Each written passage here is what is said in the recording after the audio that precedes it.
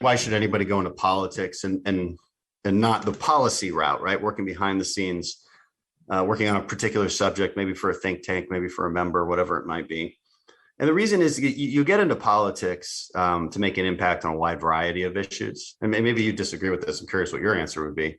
But I think it's because you can tackle a wide variety of issues and push for a governing philosophy that I think is the right one, in this case being conservatism, because there's no other benefits to being a politician. You know, I think some people like the glitz and the glamour and like sort of people calling them congressmen.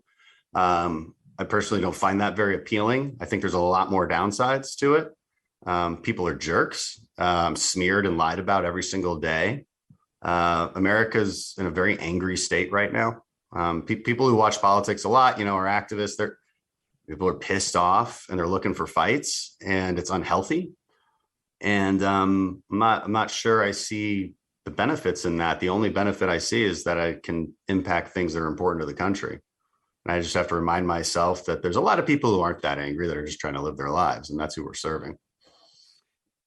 Yeah, boy, you raised a lot there. You typically do not hear from the people that are not angry. I guess that's just human nature. The ones that are the angriest. And I used to never hear the word fight. I never heard it in the courtroom, no matter whether we were doing a death penalty case or a child sex assault. The word fight is used more in the political context than almost any other context. And I don't know what they mean by that. I mean, fight with whom and about what? Because I mean, I wrote a book on persuasion. I mean, if you want to carry the day, persuade people.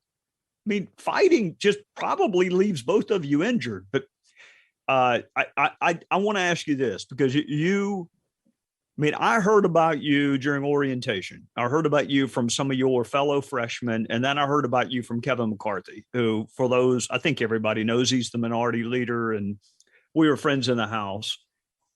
But fame was thrust upon you because a so-called comedian, and I use that term as loosely as it can be used, thought it would be a good idea to make fun of a soldier injured while fighting for this country on Saturday Night Live.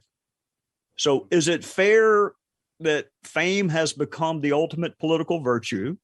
And is it fair that for some it is thrust upon them and others spend every minute of the day seeking it?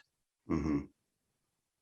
I don't know whether it's fair, but it's certainly true that does seem to be the ultimate political virtue. Just get famous. And I guess in a sense, I was lucky to do it without having to,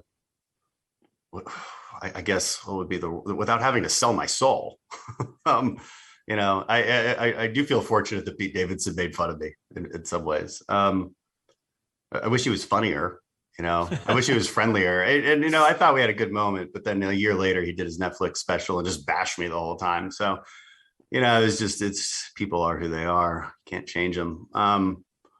But it's true, and it's worrisome, and it's gotten way worse since you left Congress, right? Like it seems to me that there's some candidates out there running right now. They want social media presence. They want to be influencers, and they think a congressman is the stepping stone to be an influencer.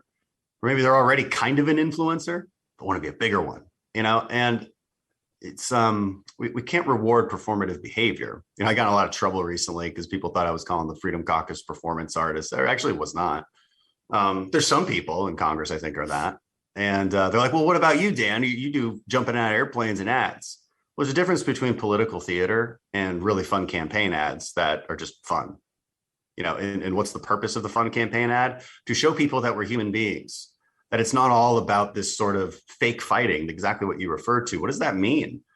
And it's fine to use the word, but at least we should define it and hope that the outcome of fighting is winning.